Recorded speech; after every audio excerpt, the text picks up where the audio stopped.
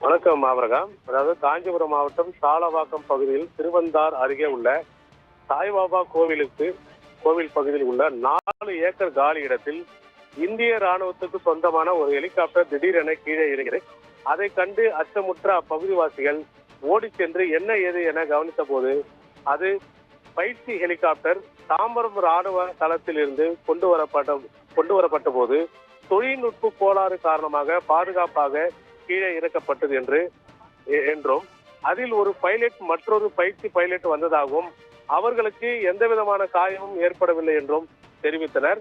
அதாவது தகவல் அறிந்து சம்பவ இடத்திற்கு சென்ற சாலவாக்கம் காவல்துறையினர் விசாரித்த போது பழுதடைந்த ஹெலிகாப்டரை சீர்படுத்த தாம்பரத்திலிருந்து மற்றொரு ஹெலிகாப்டர் வந்துள்ளதாகவும் அதில் 2 பைலட் 3 தொழில்நுட்ப வல்லுநர்கள் வந்து பழுதடைந்த ஹெலிகாப்டரை சீர்படுத்தும் பணியில் ஈடுபட்டுள்ளதாகவும் தெரிவித்தனர்.